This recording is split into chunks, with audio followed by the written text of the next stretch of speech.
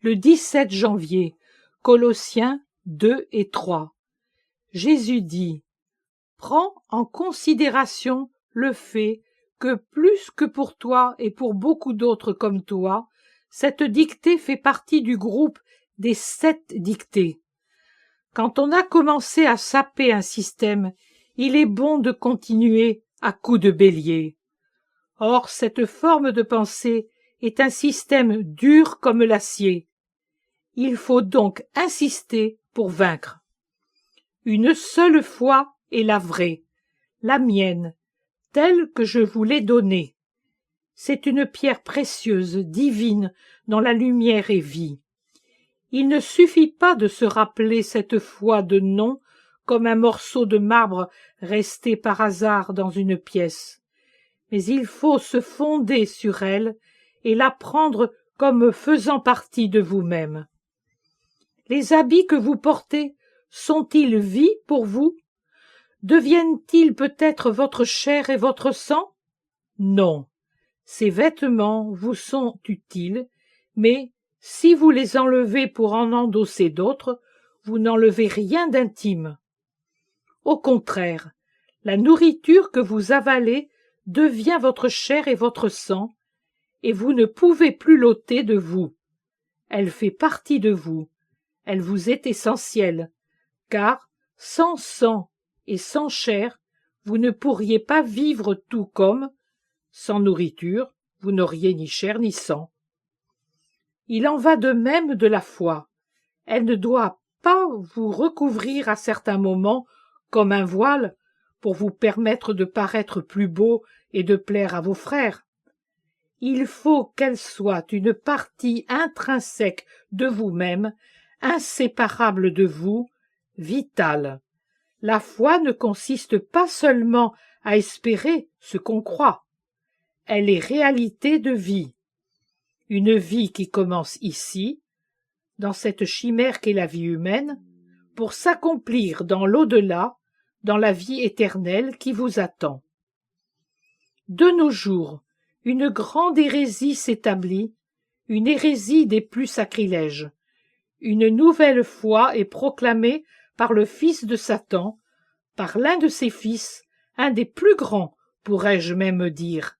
Il n'est pas le plus grand dans le passé, c'est Judas, ni le plus grand de l'avenir, ce sera l'Antéchrist, mais c'est l'un de ceux qui vivent aujourd'hui pour le châtiment de l'homme.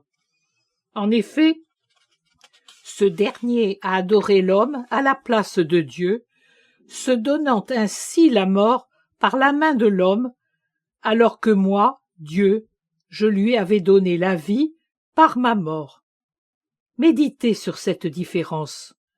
Ce fils de Satan proclame donc une nouvelle foi, qui est une parodie tragique, sacrilège et maudite de la foi en moi.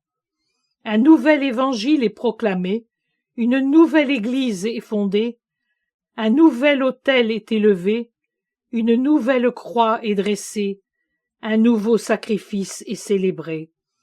Cet évangile, cette église, cet autel, ce sacrifice sont ceux de l'homme, pas de Dieu.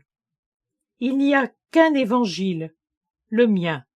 Il n'y a qu'une église, la mienne, l'église catholique romaine.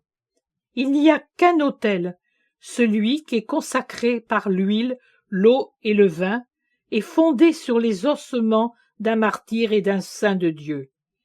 Il n'y a qu'une croix, la mienne, celle à laquelle pend le corps du Fils de Dieu, Jésus-Christ, celle qui reproduit la figure du bois que j'ai porté avec un infini amour et une immense fatigue jusqu'au sommet du calvaire. Il n'est pas d'autre croix.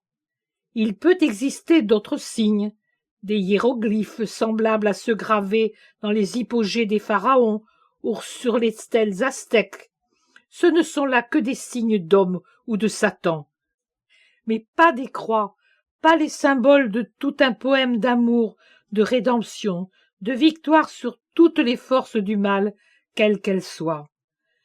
De l'époque de Moïse à aujourd'hui, et d'aujourd'hui au moment du jugement, une sera la croix, celle qui ressemble à la mienne, celle qui fut portée en premier par le serpent, ce symbole de vie éternelle, celle que j'ai portée et que je porterai quand je viendrai en juge et en roi pour tous vous juger, vous, mes bénis, qui croyez en mon signe et en mon nom.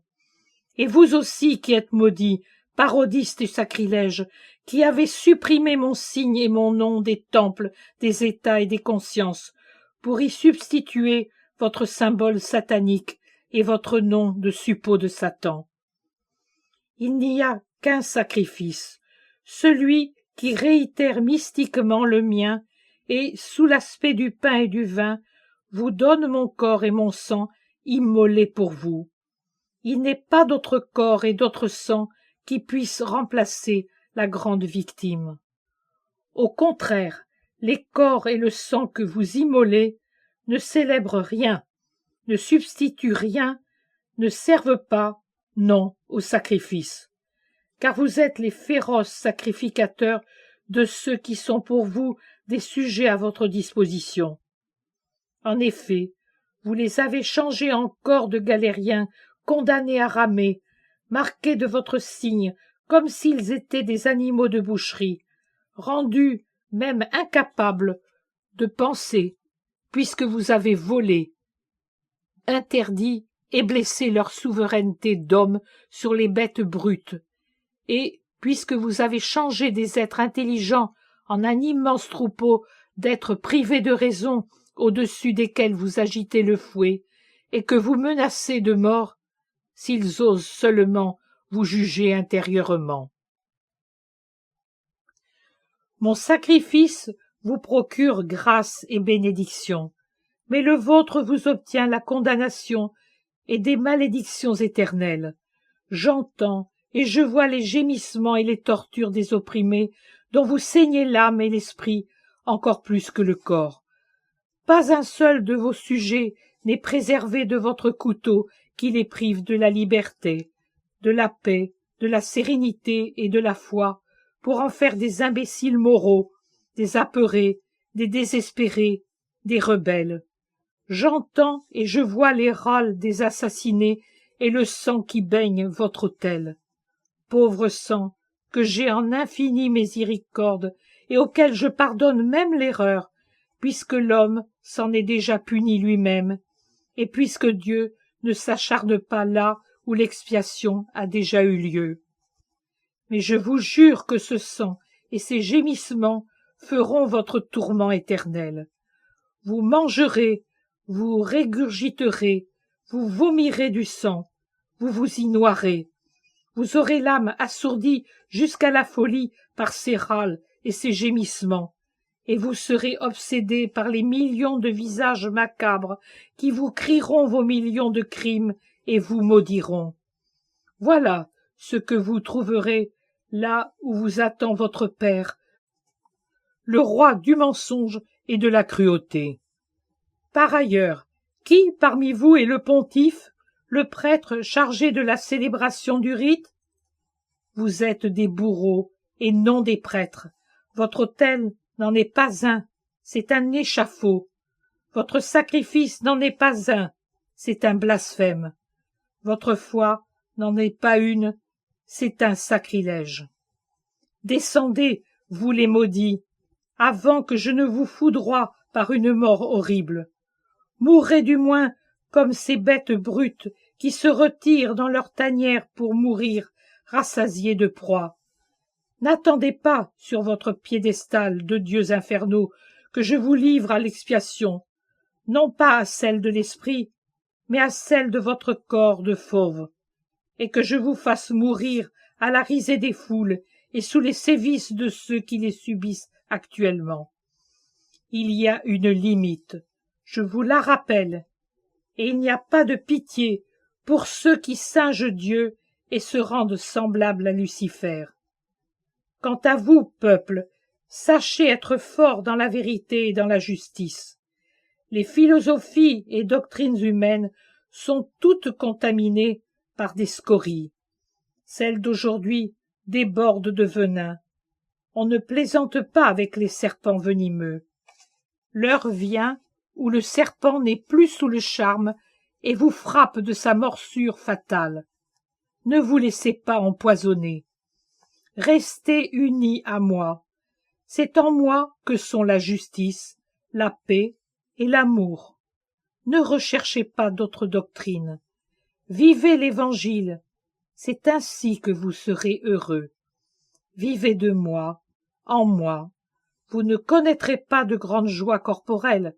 Ce n'est pas moi qui vous les procure. Moi, je donne les joies véritables qui ne sont pas seulement jouissances charnelles, mais aussi spirituelles. Des joies honnêtes, bénies, saintes, que j'accorde et que je ratifie, celles auxquelles je n'ai pas refusé de prendre part. La famille, les enfants, un bien-être honnête, une patrie prospère et tranquille, une bonne harmonie entre les frères et sœurs et entre les nations. Voilà ce que je qualifie de saint et que je bénis. Avec tout cela, vous possédez également la santé, car une vie familiale vécue honnêtement donne un corps sain. Vous êtes aussi serein, car un commerce ou une profession accomplie honnêtement procure la tranquillité de conscience. Enfin, vous possédez la paix et la prospérité de la patrie et de votre ville, car, en vivant en bonne harmonie avec vos concitoyens et avec les peuples voisins, vous évitez les rancœurs et les guerres. Le venin de Satan fermente dans votre sang, je le sais bien, mes pauvres enfants, mais je me suis donné moi-même à vous comme antidote. Je vous ai appris à graver sur vous, en vous, mon signe qui vainc Satan. Circoncisez votre esprit avec moi. C'est là une circoncision bien plus élevée et plus parfaite. Elle enlève de votre chair les cellules dans lesquelles les germes de mort vont se nicher et vous greffe la vie que je suis. Elle vous dépouille de l'animalité et vous revêt du Christ. Elle vous ensevelit en tant que fils d'Adam coupable. Or vous êtes coupable du péché originel comme de vos fautes personnelles, dans le baptême et la confession du Christ, et vous fait renaître enfant du Très-Haut. Ne vous séparez pas de moi. Oh, il est certain que je vous porterai au ciel si vous continuez à faire partie de moi. En outre, comme vous n'êtes pas tous ciel, mais qu'il reste toujours en vous un peu de la fange de la terre, je vous promets que la bénédiction du Père ne vous fera pas défaut, même sur cette boue, car le Père ne pourra que bénir son Fils, et ma puissance vous recouvrira tellement, si vous demeurez en moi, et priez avec moi en disant « Notre Père », comme je vous l'ai enseigné, que le Père vous donnera à la fois le royaume des cieux, comme vous le demandez dans la première partie, et le pain quotidien et le pardon de vos fautes, comme il est demandé dans la seconde. Si vous demeurez en moi comme des enfants dans le sein de leur mère, notre Père ne pourra pas voir d'autre vêtement que celui que vous portez, moi-même, votre Rédempteur, celui qui vous engendre au ciel, et son Fils. Et il fera pleuvoir ses grâces sur son Fils, l'objet de toute sa complaisance, pour lequel il a fait aussi, en plus de toutes choses, le pardon et la gloire, pour la joie de son Fils, qui veut que vous soyez pardonnés et glorieux. Votre mort, je l'ai détruite par la mienne. Vos fautes, je les ai annulées par mon sang. Je les ai rachetées par anticipation pour vous. J'ai tout rendu impuissant à vous nuire dans la vie future en clouant à ma croix votre mal, de celui d'Adam à celui de chacun de vous. Je peux dire que j'ai consommé tout le venin du monde en suçant l'éponge imprégnée de fiel et de vinaigre du Golgotha, et que je vous ai rendu ce mal en bien. En effet, par ma mort, je l'ai distillé, et j'ai transformé la mixture de la mort en eau de vie, jaillie de mon côté transpercé. Demeurez en moi, avec pureté et force. Ne soyez pas hypocrites, mais sincères dans votre foi. Ce ne sont pas les pratiques extérieures qui constituent la foi et l'amour. Celles-là, les sacrilèges les mettent aussi en œuvre, et ils s'en servent pour vous tromper et s'attirer des gloires humaines. Vous ne devez pas être ainsi. Souvenez-vous que, de même que je vous ai régénéré à la vie de la grâce à laquelle vous étiez morts, je vous ai ressuscité avec moi à la vie éternelle. Aspirez donc à ce lieu de vie. Recherchez tout ce qui peut vous servir pour y pénétrer, toutes les choses spirituelles, la foi, l'espérance, la charité, les autres vertus qui font de l'homme un enfant de Dieu.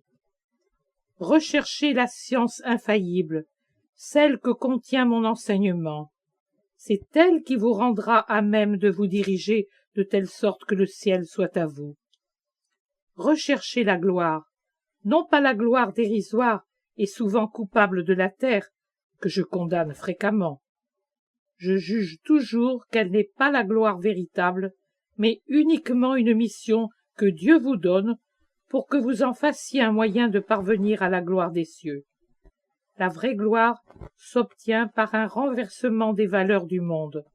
Le monde dit « Jouissez, accumulez, soyez orgueilleux, puissants, sans cœur, haïssez pour vaincre, mentez pour triompher, soyez cruels pour dominer.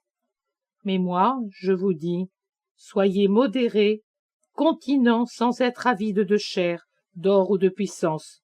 Soyez sincères, honnêtes, humbles, aimants, patients, doux, miséricordieux.